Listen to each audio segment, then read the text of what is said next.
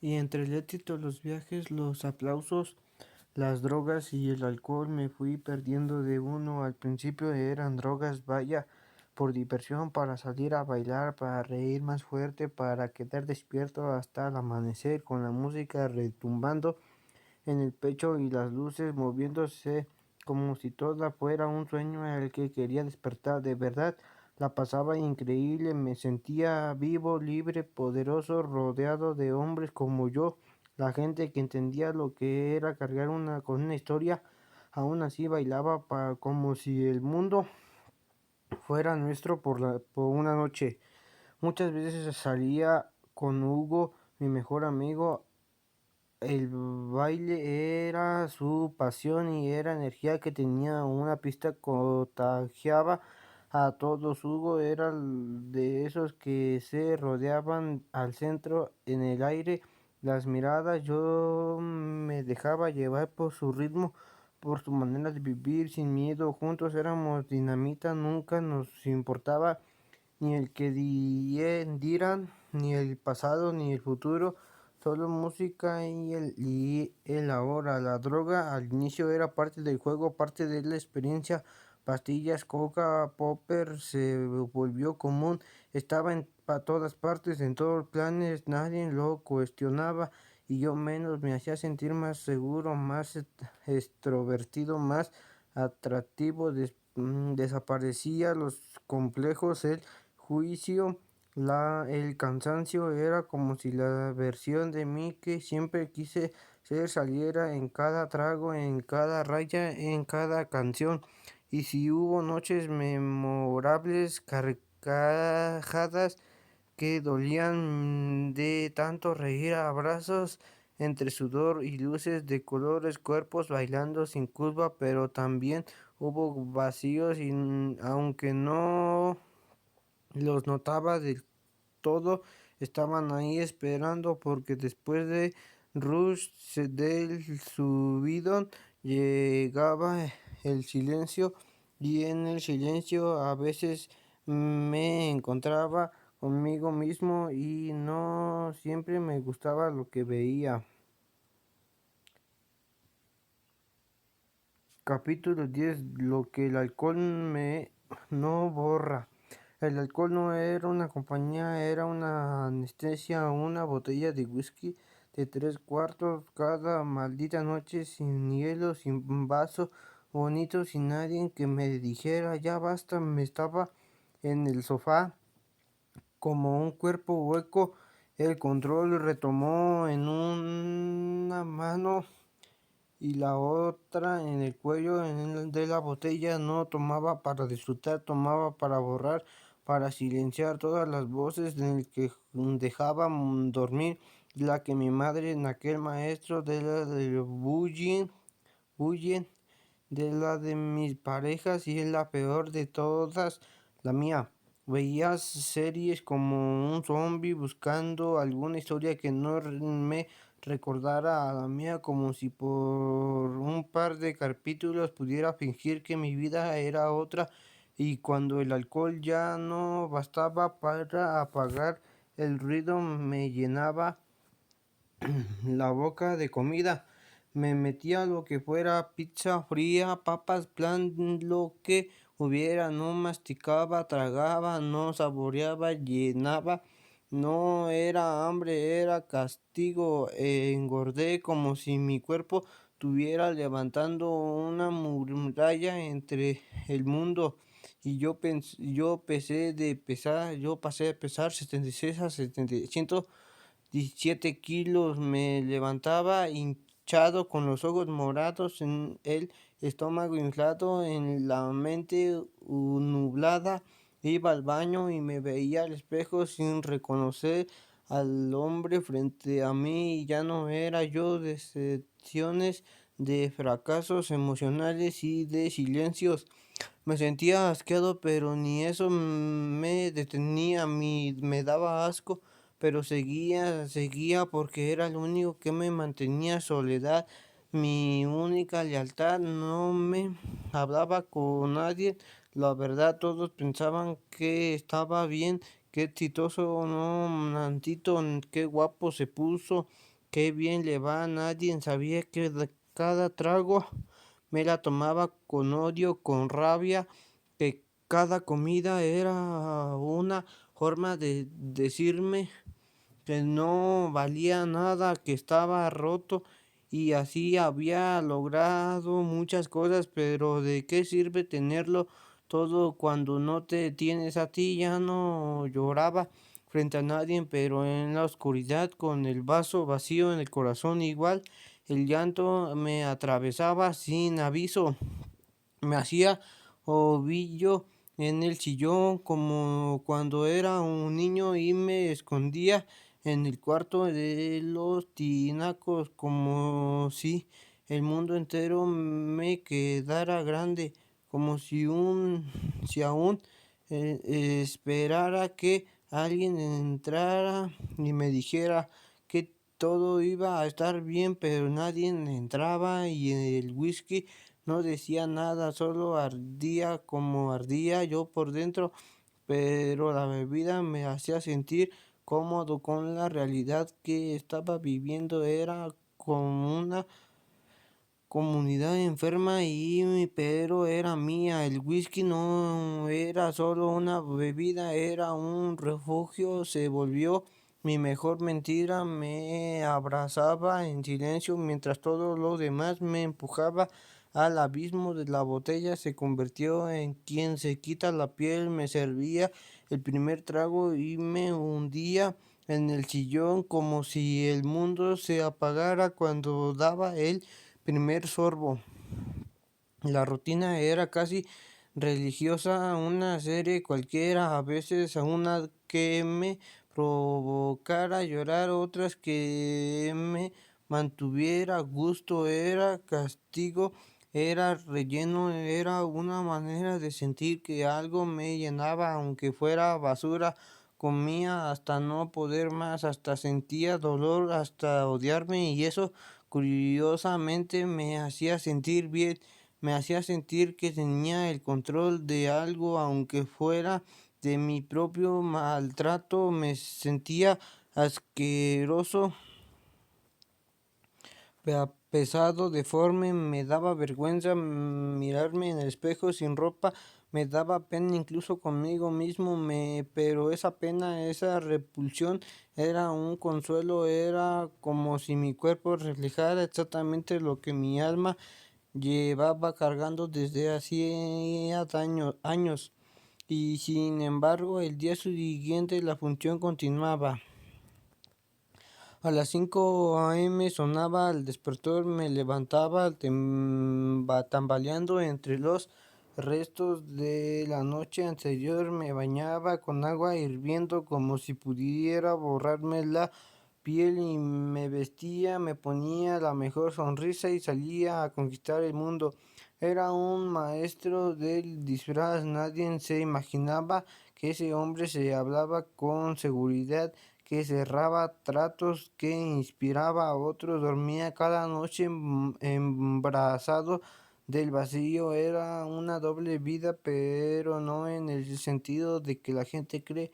Era una doble vida emocional, la vida del hombre que todos aplaudían y la del niño destruido que se trataba las lágrimas con whisky y comida, y así un día tras otro, un ciclo, un loop, un infierno disfrazado de éxito.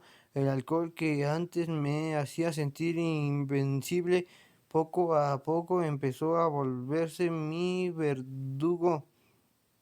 Ya no me levantaba el ánimo, ya no me empujaba a seguir, ahora solo me arrastraba más profundo, como si se sostuviera del tobillo y me hundiera en una piscina sin fondo. Lo que al principio fue escape, compañía o incluso celebración se convirtió en un pozo oscuro. Ya no me emborrachaba la felicidad ni el emborrachaba de tristeza. Pesaba más de lo que alguna vez me imaginé. 107 kilos de coraje atorado, de frustración acumulada, de heridas que me había negado a sanar. El cuerpo que tanto descubrí alguna vez ya no estaba, lo había perdido en el alcohol, en las madrugadas solitarias, en las bolsas de comida vacías que tiraba sin mirar. El alcohol ya no me hacía sentir fuerte, ya no era ese trago al atardecer que me daba el impulso para seguir. Ahora era una rutina sucia, un refugio triste. Cada botella me dejaba más vacío, más apagado, más débil. Lo sabía, pero aún así no podía dejar de hacerlo. Entonces lo busqué, algo más fuerte, algo que callara más, que apagara más, algo más potente. Y ahí apareció un nuevo desvío. Llega el cristal de mi vida. A mi vida ya lo había probado antes una o dos veces con quien se asoma al borde de un abismo sin intenciones reales de saltar. En ese entonces no me provocó placer, solo curiosidad, no lo entendí, no me atrapó, pero esta vez fue distinto. Esta vez llegó cuando estaba lo suficientemente roto para que cualquier cosa que me hiciera sentir algo fuera bienvenida. No puedo decir que si recuerdo es la sensación, una claridad artificial, una energía falsa, un vacío que por un rato dejaba de doler. El mundo se volvía más ligero, las emociones congelaban, era como si pudiera flotar por encima del dolor, pero no era volar, era huir. El cristal no se convirtió en placer, se convirtió en escape, y eso era más peligroso porque cuando lo que consumes no es por gozo, sino por necesidad de desaparecer, el final siempre es más oscuro.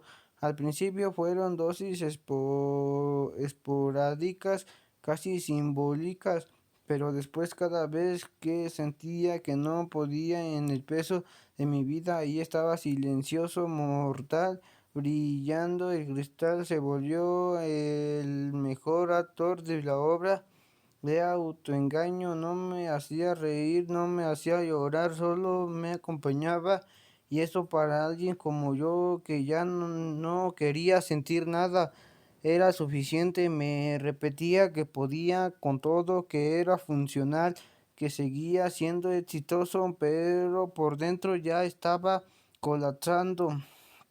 Ya cargaba con la inseguridad del peso como una maleta amarrada al cuerpo, una que no se podía alejar ni por un segundo. Cada vez que me miraba al espejo veía a alguien que no reconocía del todo, a alguien que ya no encajaba ni con la versión que soñé ni con la que construí con tanto esfuerzo. Era su sustancia que ya conocía de lejos, que antes había rechazado por no provocarme a nada. Ahora parecía tener un nuevo sentido. Ya no necesitaba que me hiciera sentir bien, solo necesitaba que me hiciera dejar de sentir. Punto que borrara esa voz en mi cabeza que me decía que estaba fallando, que me gritaba que ya no era suficiente, que no recordaba que todo esto que estaba construido estaba tambaleándose como un edificio mal cimentado. El cristal no llegaba con fiesta, no llegaba con risas, llegaba con la sorpresa de que todo lo que me dolía me iría, y por un momento lo cumplía, pero no era magia, era veneno, y lo sabía. Aún así los seguí consumiendo. Porque cuando sientes que ya no vales nada, te da igual seguir destruyéndote. Una escapatoria rápida, una distracción para no sentirme tan miserable. El cristal no fue una sensación, fue una rendición, pero en el fondo yo sabía desde el primer humo que desde la primera vez que sentí el corazón acelerarse como si fuera a reventarme el pecho, que esa madre venía a instalarse, no avisarme. Lo que más antes era solo alcohol, ya no alcanzaba, ya no me daba esa falsa sensación de poder que solía darme, ya no me levantaba el ego, ya no me daba ganas vivir sin ni siquiera de fingir que estaba bien. Y el cristal tenía una forma hija de puta de hacerte creer que todo estaba bien. Era como si encendiera una luz falsa dentro de mí, como si me prestara un cuerpo ajeno, uno que no dolía, que no extrañaba, que no pensaba. Me volvía invisible, impotente. Al mismo tiempo no sentía hambre, no sentía sueño, ni sentía culpa, tampoco sentía amor ni tristeza, solo me sentía ausente. Y en ese momento eso era suficiente, eso era incluso mejor. Me veía al espejo a veces después de que días sin dormir, los ojos hundidos, el rostro inflado y los huesos pesados por el insomnio, y pensaba hasta dónde más puedo caer. Pero luego me contestaba, aún no tocas fondo. Me alejé de todo sin que nadie me diera cuenta. Me volví maestro del disfraz. Podía hablar con mis padres por teléfono como si todo estuviera en orden. Podría seguir manejando mis negocios, ir a trabajar, contestar mensajes, postear alguna foto vieja para aparentar que la vida seguía siendo increíble, y después encerrarme por días en mi casa en silencio, fumando hasta que el alma se me partiera en pedazos y el cuerpo ya ni me dolía. Perdí la noción del tiempo, perdí la capacidad de emocionarme, perdí el control, y por momentos sentía que también estaba perdido en la vida. Poco a poco, lo que dicen de la adicción es que te deja vacío para siempre, que te arrebata el techo del placer y te lanza tan alto que todo lo demás después te parece miserable. No hay vuelta atrás. El cristal no es una droga, es un espíritu, es un demonio con voz dulce que te susurra que vas a ser eterno, que nadie te va a rechazar, que todo el mundo va a adorarte, que vas a ser deseado como nunca. Es la ilusión que de poder y de belleza, es el alma de la fiesta, es el movimiento lento, alejante, existente, es la puta trampa. Pero mientras estás ahí, mientras fluye por tu sangre, mientras dudas y tiemblas y gimes, crees que has descubierto el secreto de la vida. Y cuando pasa, solo queda el silencio, solo queda el vacío. Capítulo 11. La conciencia de ser. Desperté, si es que a eso se le puede llamar despertar, en el piso de una habitación sucia, con la luz del día colándose entre unas cortinas rasgadas. El cuerpo me pesaba como si me hubiera partido los huesos mientras dormía, la lengua seca, la garganta ardiendo, el corazón aún latiendo rápido, descompasado, como si mi alma quisiera salirse corriendo, pero mi cuerpo no le daba permiso. No había nadie, ni música, ni risas, ni deseos, solo yo y el eco de mis decisiones. Llegó al momento en el que mi cuerpo empezó a resentir el exceso. Ya no era solo una fiesta, ya no era solo una noche, era una ceremonia pagana donde la carne era la única ofrenda. Hombres entraban y salían por esa puerta como si fuera un ritual infinito, cuerpo tras cuerpo, miembro tras miembro, piel sobre piel, todos desnudos, sin nombre, sin historia, sin alma, solo deseo. Intenté ponerme de pie y apenas podía sostenerme. Caminé al baño tambaleando y me miré en el espejo. No sé cuántos minutos pasaron mientras me observaba, pero lo que vi ahí fue en el reflejo de un hombre que se traicionó a sí mismo. No era solo un drogadito al que me devolvía la mirada, era ese niño que diseñaba vestidos con pedazos de tela robada,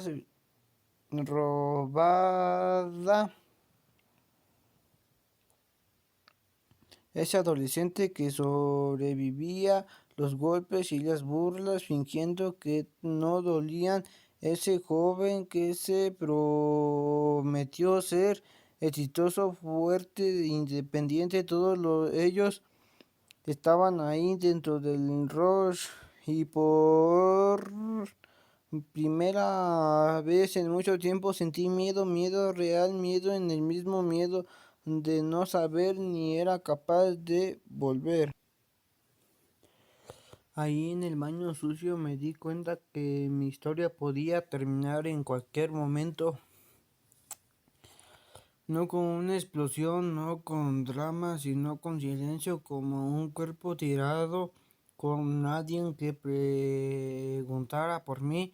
Entonces vino la vergüenza, no solo por lo que había hecho, sino por lo que había perdido, por haber ignorado las señales, por haber callado mis dolores, por haber disfrazado mi soledad con botellas, mis dolores, por haber disfrazado mi soledad con caras, carros nuevos, mi ropa bonita, por haberme convertido en lo que juré que nunca sería, un hombre que se volviera, olvida de sí mismo.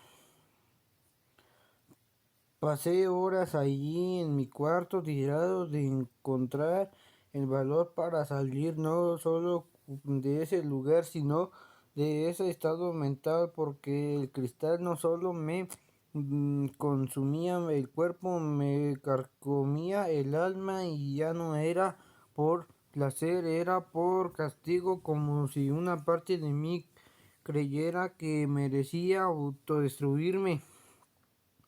Estaba en cueros en medio del caos, me temblaban las manos, la piel pegajosa por el sudor, por el miedo, por la culpa. Me metí al baño, abrí la regadera, sin medir la temperatura, me dejé que el agua me golpeara con fuerza. Sentía que con cada gota debía arrancarse algo de mí, sacando el verano del alma, pero nada, solo paranoia, miradas imaginarias, voces porque no estaban,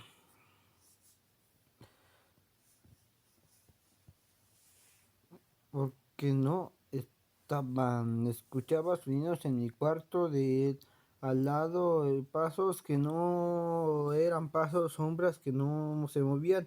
Me vi en el espejo y mi cara era un mapa del infierno, a ojeras profundas, los ojos rojos, hundidos, vidriosos, y el cuerpo pesaba 76 kilos otra vez, y no solo símbolo de salud, sino como una burla.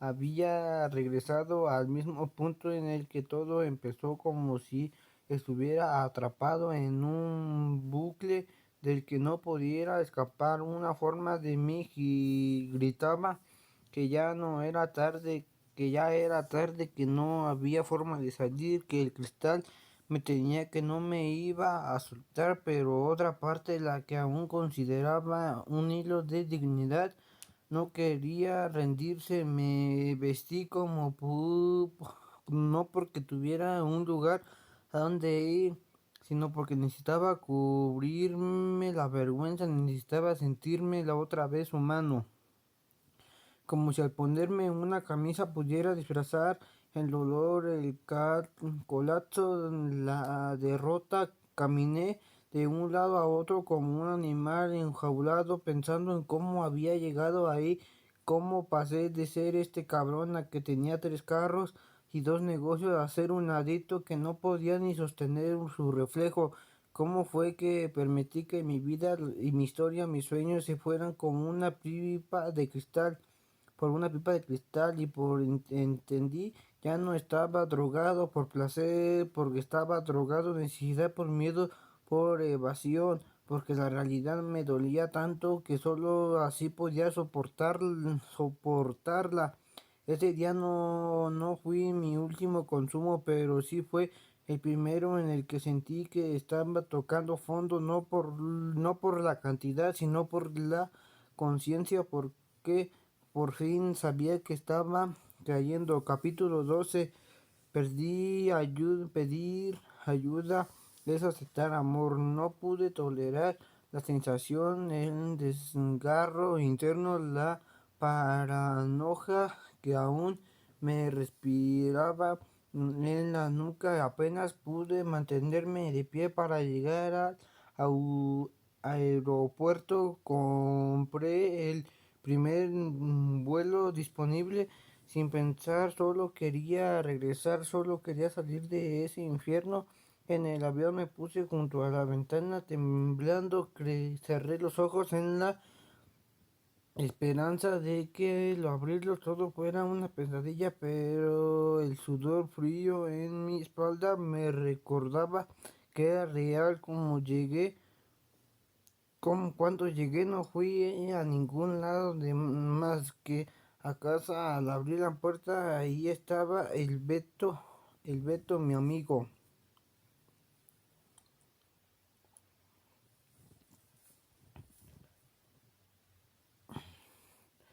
Me podía fingir mal, las palabras se me derramaron como si alguien hubiera roto un disque dentro de mí. Le conté lo que pasaba, le hablé del cristal, del sexo, de la destrucción. Le dije que necesitaba ayuda, que ya no podía solo, que no sabía si necesitaba un psiquiátrico, un anexo, un desaparecer. Solo si necesitaba un psiquiátrico, un anexo o desaparecer por completo. Él no me interrumpió, me miraba con una fresca de sorpresa, compasión, y algo me dolía más que el juicio. Decepción muda, nunca se imaginó que ese adicto nunca se lo supo y lo mataba más. Solo me escuchó porque ya no me conocía, porque sabía que detrás de mis palabras había una súplica de rescate. Tomó las llaves del coche sin decir mucho y me llevó a un lugar, un sitio del que ni siquiera pregunté el nombre. Solo sabía que ahí estaría lejos de todos, que estaría desprendiendo del mundo, que por fin me detendría. Todo sería un secreto, nadie podía enterarse. Había una empresa que sacar adelante, un hombre que mantener limpio, una imagen que había construido con sudor, lágrimas, sangre y demasiadas mentiras. Y en ese momento éramos una marca de ascenso, una empresa que potencia y estaba por perderlo todo por culpa de la adicción que nadie imaginaba. No sabía si lo que me dio la fuerza para ingresar por mi propia cuenta fue ese momento de lucidez o el asco profundo que me daba saber en lo que me había convertido. Tal vez fueron ambos, pero era como si por fin me estuviera enfrentando a mí mismo sin máscaras. Me dolía mirarme al espejo porque ya no me reconocía. Sentía que traicionaré al niño, al joven, al adulto que había luchando para llegar a la cima. Era una traición hacia mi persona. Sabía todo lo que representaba, aún así lo hice. Crucé la puerta de ese lugar con miedo, vergüenza e incertidumbre. Nadie nunca lo supo, ni mis padres, empleados, ni amigos, ni familia, solo nuestras memorias que quedarían repultadas en el olvido del ayer, sin rastro alguno del suceso. Cuando uno es adicto, pierde la vergüenza. Uno es una mezcla entre sufrimiento, lujuria, vanidad, exceso. Incluso podría entre sufrimiento, lujuria, vanidad, exceso, incluso podría feliz, como sentía inseguridades que me hacía sentir pequeño. Minutos antes, al cruzar esa puerta, me encerré en el baño como si fuera mi confesionario.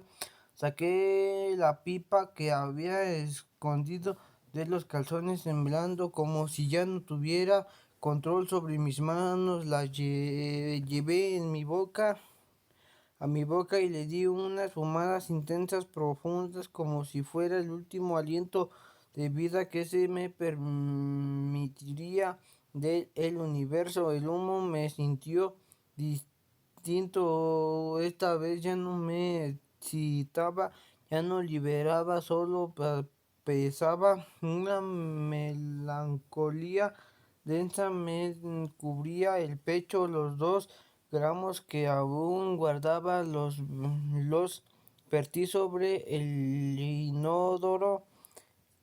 Los observé un momento, brillando como pequeños diamantes en la penumbra. Era bello y destructivo para mi amor prohibido, mi refugio y mi rutina. Sin pensarlo mucho, quebré la pipa contra la taza. El sobrino fue seco, brutal, como si al romperla también estuviera rompiendo con una parte de mí que no quería soltar. Pensé en todos los momentos en los que juzgué sin saber, cuando me preguntaba cómo era posible que alguien terminara siendo un adicto, cómo era que una persona con familia, con futuro, con sueños, terminara en ese punto. Y ahora ahí estaba yo, un hombre que alguna vez soñó con ser diseñador, de alguna vez creyó en el amor, en el éxito, en la disciplina. Ese hombre estaba quebrado, ya no era más que un reflejo sucio en el espejo empañado. Al cruzar las puertas de la evaluación psiquiátrica, una mezcla de incertidumbre y esperanza me envolvía. No hubo resistencia de mí para estar allí. Al contrario, llegar hasta ese punto fue sorprendentemente fácil. Lo que pasaba en ese punto fue en mi anterior era profunda decepción conmigo mismo, y lo más hondo de mi ser anhelaba un cambio. Deseaba transformarme en alguien diferente, alguien que pudiera mirar su reflejo sin desdén. El psiquiatra me recibió con una mirada serena y comprensiva. Durante varios minutos el silencio se instaló entre nosotros, mientras sus ojos parecían buscar en los míos, en los cicatrices invisibles de mis batallas internas. Finalmente comenzó a hacerme preguntas, cada una como una llave, intentando abrir las puertas de mi alma. Respondí con honestidad, dejando caer las máscaras que durante tanto tiempo había llevado. Me pidió sinceridad y se la ofrecí sin reservas. Al finalizar la sesión, el psiquiatra me miró con profesionalismo y empatía. Con voz pausada pero firme comenzó a enumerar diagnósticos que sonaban como una sentencia. Tienes una depresión severa, crónica. Lo único que falta es que ahora mismo te des un balazo continuo con trastorno por déficit de atender trastornos límite de la personalidad en una identidad trastornada por su sexualidad. Cada palabra era un golpe que resonaba en lo más profundo de mi ser. Sentí como el aire se volvía denso, difícil de respirar. Levanté la mano en señal de alto y con un hilo de voz le pedí que se detuviera. No quería pensar que estaba loco, no quería que esos términos definiera que era yo. Él asintió con comprensión y me respondió: lo llevaremos paso a paso. Sus palabras, aunque siempre fueron un bálsamo, luego comenzó a recetar una lista de medicamentos que serían mis compañeros durante el tiempo que yo estuviera bajo su cuidado. A pesar de la avalancha de información y de los diagnósticos que pesaba sobre mis hombros, sentí como una inesperada sensación de alivio. Por primera vez en mucho tiempo alguien me veía, me escuchaba sin juzgarme. En su mirada no había condena, solo la intención genuina de ayudarme a encontrar el camino de regreso a mí mismo.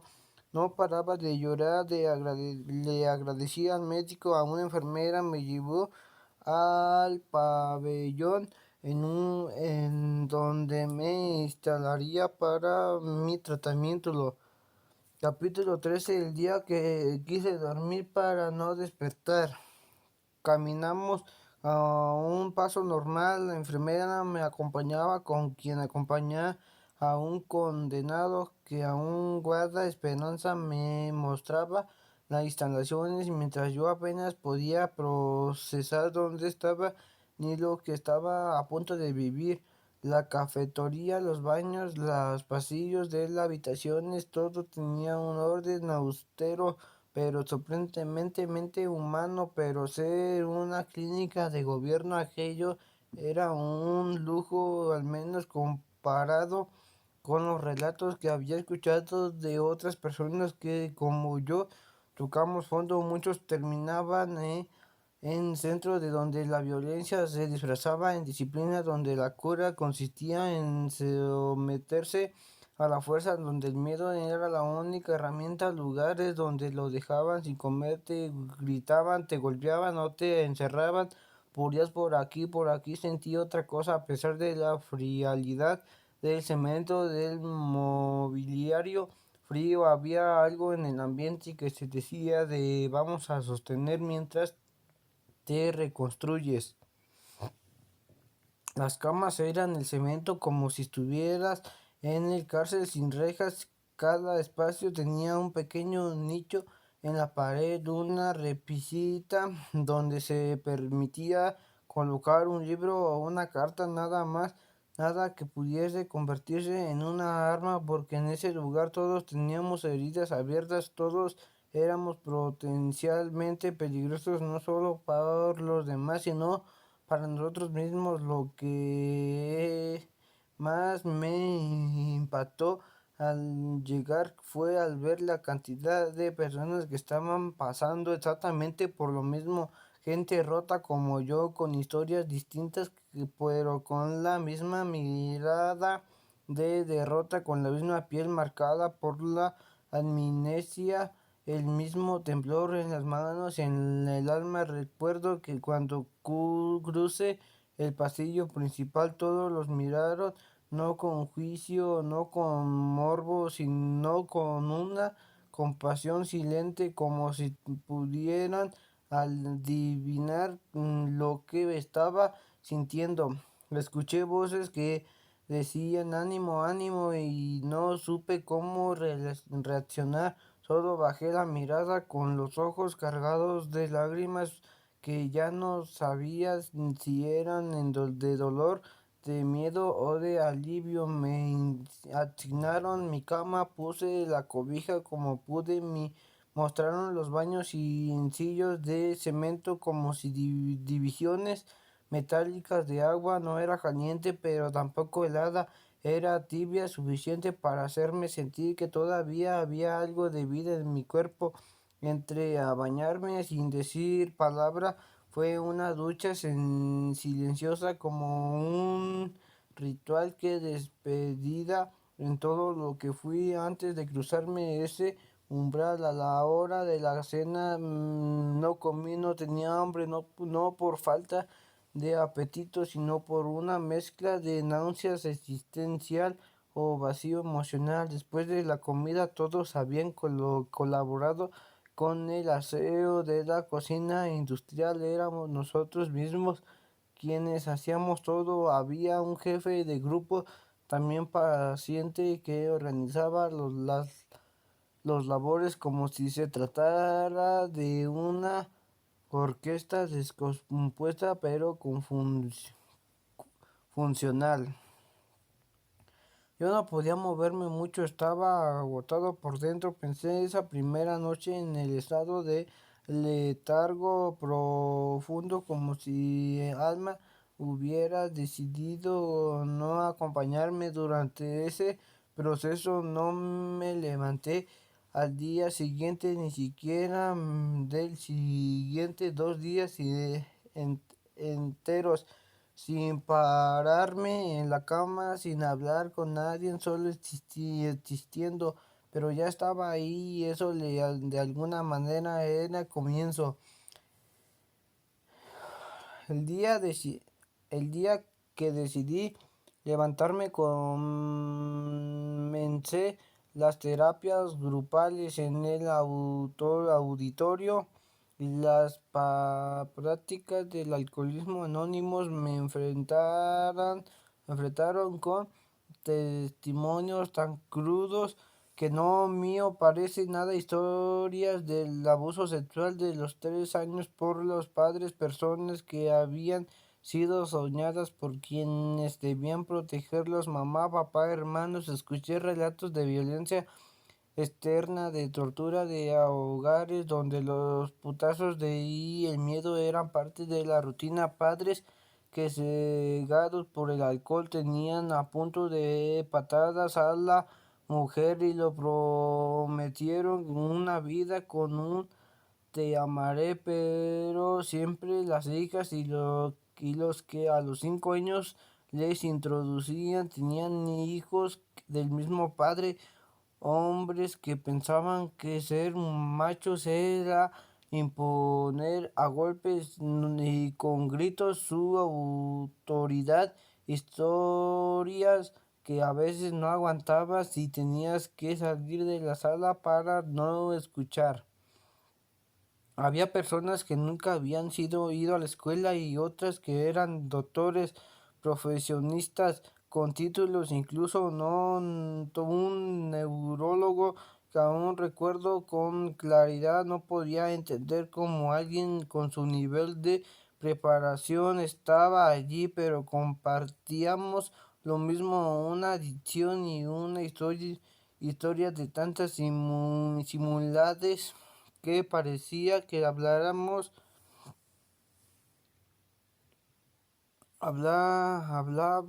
de la misma vida.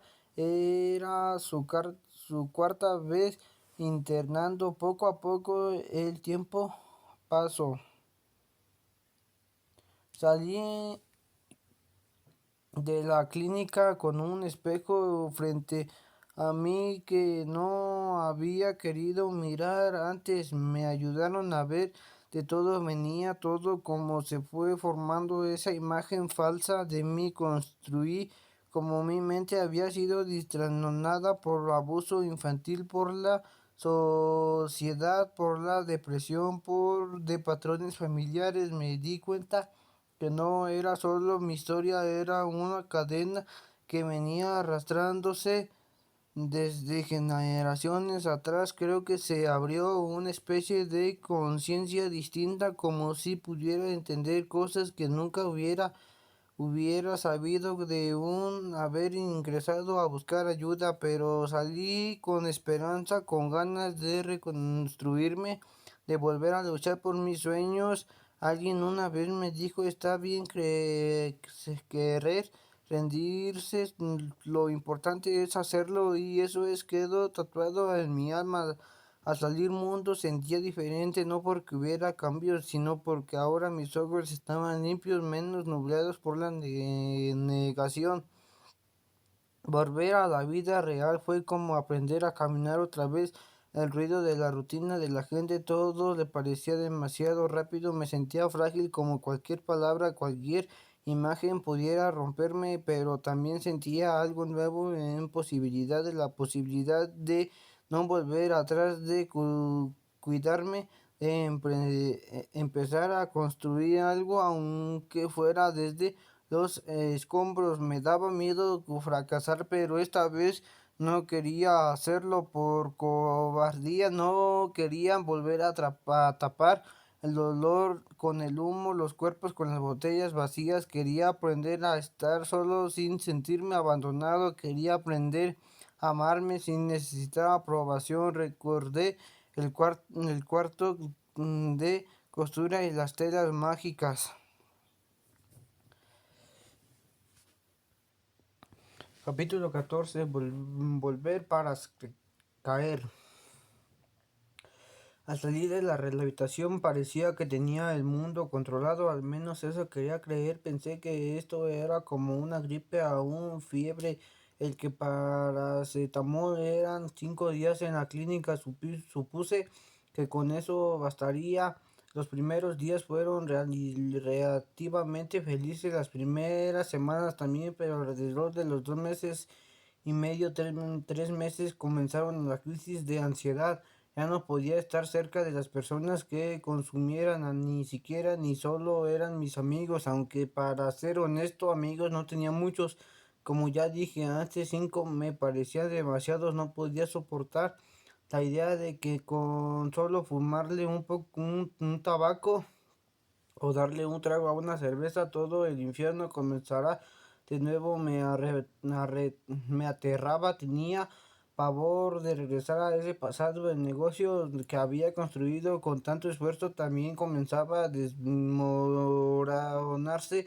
Éramos una empresa reconocida dentro del mundo del diseño. En el ámbito de mobiliario tomamos malas decisiones, buenas, no lo sé. Lo que sí sabía que en la mente creativa de la empresa éramos mi mejor amigo y yo ya estaba en condiciones de pensar con claridad. Estaba afectado y tanto con mi hermano como mi amigo también estaban desgastados por mi situación. Después de años levantándonos a las 5 de la mañana y trabajando hasta las 7 de la noche, todo quebró y tuvimos que cerrar.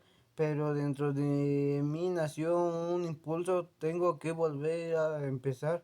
Me repetía, no podía dejar que eso fuera mi final. Así impedí que de nuevo, a una escala más pequeña, claro, sin drogas, sin alcohol, y eso paré. Para mí fue lo más difícil porque el consumo de anestesiaba los pensamientos, me apagaba el ruido mental. Ahora solo estaba yo frente a todo, sin atajos, sin escapes. Aún así seguía de pie.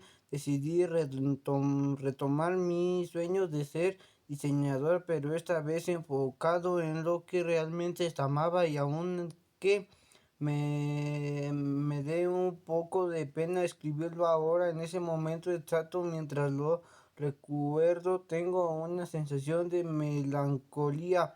Logré lanzar una máscara de ropa que iba que ascenso rápidamente. Estaba siendo yo y mi cabeza volvía a girar, la imaginación a crear sin límites. Lo que pensaba de ejecutaba. El problema era lo que tiempo se agotaba, las deudas pasaban, se acumularon, los compromisos no daban tregua. No, que nos quedamos sin una vida de 12 años. Decidimos a la industria nuestra. Cada estaba en riesgo, era la de decidió de las malas decisiones. Y aunque Ya había construido algo importante sin drogas, aún que había dado lo mejor de mí, tuve que parar, dejarlo todo porque no quería perder todo lo que me quedaba. Viajé a Estados Unidos, buscaba ingresos rápidos, algo que me permitiera ponerme al día. Me dolió dejar lo que tanto había construido, me dolió dejar mi sueño otra vez, pero lo hice. Estuve 6 meses allá, trabajé lo que pude, reuní lo que pude, regresé y 2 semanas después, como si fuera una mala broma, colapsé, desesperando, porque el dinero no era suficiente para cubrir los préstamos y pagar la casa. Desempleado, un domingo visité a mis padres en el pueblo. Ellos no sabían todo eso, pero tenía que visitarlos. Como yo era parte de mí, sabía disimular que todo estaba muy bien y era aparentemente feliz. Horas más tarde encontraba en la azotea de mi casa como aquella vez a los 13 años, pero esta vez bebiendo tequila, pensando que había vuelto al pueblo y a la casa en la que juré jamás regresar. Sin ser el hombre que tenía que ser, era mi realidad en ese momento. Era la de madrugada, los cohetes y la música aún se escuchaban a lo lejos. El único recuerdo fue haberme sentado y recordar aquel momento. Me recosté en la azotea como si siquiera a mirar las estrellas, como si el ciclo pudiera explicarme todo lo que dolía por adentro. Cerré los ojos, no sé si fue el tequila, la nostalgia, a la desesperanza, pero a algún punto perdí la noción del tiempo. Cuando reaccioné, ya no estaba allí, había caído 3 pisos, mi cuerpo terminó estrellándose en las escaleras de la cabeza. Mi hermano me cubrió con una cobija, pues estuve muerto por un momento en su intento de evitarle una imagen más desgarradora a nuestra madre. Cuando llegara a la casa todo era silencio hasta que a lo lejos escuché un grito desgarrador. La voz me hizo saber que era ella. Fue como así su llanto me atravesara el pecho y encendiera una chispa aunque quedaba viva dentro de mí. Y en ese momento que aún quedaba viva dentro de mí, en ese momento reaccioné como si una descarga eléctrica me corriera en mi cuerpo. La ambulancia llegó después, ardía cada centímetro, cada hueso, como si me quemara vivo por dentro. No había muerto aún, aunque en muchos sentidos una parte de mí lo había hecho. ¿En qué momento en que comencé a gemir por el dolor? Sentí que mi pierna estaba atrapada, enterrada en él, con el suéter que traía puesto, como si la ropa, en complicidad con mi cuerpo, se hubiera convertido en una trampa. Mi mente estaba completamente desorientada, tenía lagunas vacías, oscuros, que no he podido rellenar ni con él tiempo ni con la memoria. Solo escuchaba los gritos de mi madre, llantos mezclados con rezos ahogados. A mi padre lo sentí cerca, acariciándome la cara con una ternura desesperada. Me decía que iba a estar bien, pero hasta su voz se quebraba. Yo gritaba como si nunca lo había hecho, no por atención ni por miedo, sino porque el dolor que estaba partiendo en dos. Sentía mi pierna como si fuera en otro cuerpo, retorcida, quebrada, como si se tratara de una figura de trapo mal doblada. Era grotesco, inhumano, todo parecía una maldita escena de película, una de esas donde uno espera que el protagonista despierte y siga de un mal sueño. Pero yo no era el protagonista, ni eso era real. Mi hermano me cortó la ropa con unas tijeras de cocina. Dice que no había forma de quitarla, que estaba tan enredado que parecía un nudo humano. Ya no entendería como si hacía solo un momento estaba acostado mirando el cielo, como había terminado, así como había caído 3 pisos y seguía vivo, tenía puesta la ropa con la que me había quedado dormido, como si el cuerpo se negara a dejar ir la última rutina que recordaba, pero ya nada era igual, no sentía mi cuerpo, no solo la pierna a ese ardor, esa sensación de estar quemándome por dentro como si me hubiera metido un horno y un piel, mis nervios fueran leña viva, lo único que podía pasar era esto, no era, es normal, esto es, puse ser normal. Mi madre colapsó, tuvieron que sacarla varias veces del cuarto, volvía y se iba, lloraba, gritaba mi nombre y me veía como si ya estuviera muerto, pero yo seguía ahí apenas. Llegó la ambulancia como si viniera desde el infierno, tardaba desesperada como todo en ese sistema olvidado. Por Dios, me subieron con dificultad entre gritos y desesperación. No sentía mi cuerpo, solo náuseas, vómitos que salían en oleadas. Era como si el cuerpo estuvieran tratando de expulsar el dolor, la vergüenza, la rabia de todo, la rabia todo al mismo tiempo. En el primer hospital entré directamente a urgencias, la sonda de la introdujeron sin explicaciones como si fuera un pedazo de carne más y yo ya no entendía qué pasaba, estaba medio inconsciente, agonizando, sentía que solo me estuviera apagando como si cada segundo me alejara más de mí mismo, volvía en mí de arrastros, veía caras, recuerdo los ojos de una enfermera, recuerdo la cara de un médico que parecía no saber qué hacer y lo supe que no era un caso cualquiera, supe que estaban sobrepasados intentando controlar el dolor, recuerdo que mencionaron fentanilo,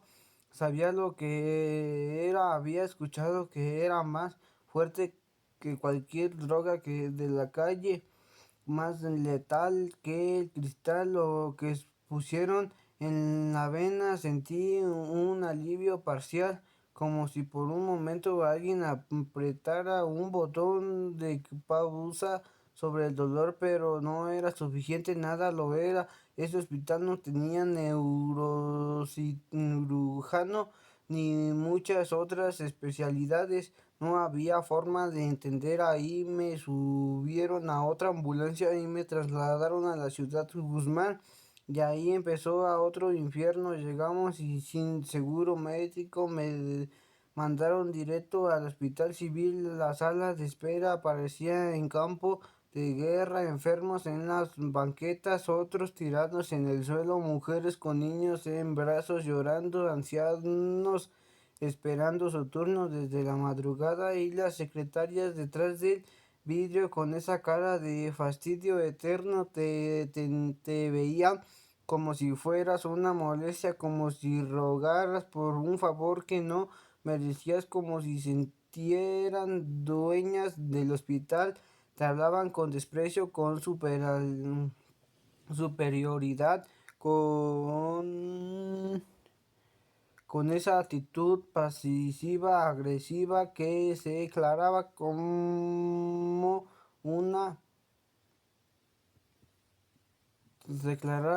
daga, y yo ahí de hecho pedazos literalmente me tenía que trasladar a la capital, lo dijeron como calma al rostro. Lo que dolía más que noticia misma, una calma fingida o burocracia, como si mi vida fuera una hoja más entre los pendientes de la jornada, pero el traslado sería la mañana siguiente. Había lista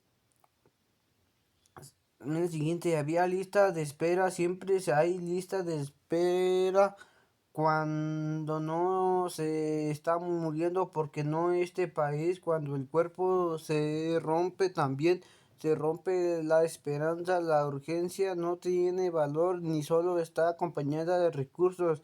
Mi madre se quedó inmóvil como si alguien le hubiera arrancado el alma y lo tuviese dejado de la piel por inercia, invadida por la angustia, pero también por la impotencia. El saber que no teníamos dinero para un hospital privado la desgarraba. Lo habíamos hablado muchas veces. Si un día pasara algo fuerte, no sé qué haríamos. En ese día había llegado y ahí estaba ella atrapada entre dos muros invisibles que se cerraban con cada segundo que pasaba. Uno echó un tiempo, otro de pobreza, cualquiera de los dos podía aplastarme. Fue entonces cuando apareció una chispa en la oscuridad. El chofer de la ambulancia, un hombre conocido por la familia, se acercó en una expresión que mezclaba compasión y urgencia. Le dijo a mi madre que no esperara, que no podía darse ese lujo. Él me veía casi intenté gris, descompuesto. Lo más responsable era que me hubieran ahí mismo el estudio que no normalmente me harían en la capital, que no podían arriesgarse a perderme durante la espera. Mi madre, al borde del colapso, tomó una decisión con el corazón. No pensó, no preguntó cuánto costaba, no dudó, dijo que sí. La desesperación de una madre que ve a su hijo desesperándose entre sus brazos autorizó la resonancia. No tenía idea de cómo iba a pagarla, pero eso era lo que menos. Lo urgente era que yo viviera. Recuerdo generalmente el trayecto de la sala, no podía moverme, sentía que la quemazón por dentro como si me estuviera friendo desde las extrañas. Mi mente iba a venir como un foco que parpadea justo antes de apagarse. Escuchaba voces, órdenes, pasos acelerados, luego el sonido seco del aparato como un zumbido metálico que parecía escanear mis últimos restos de vida.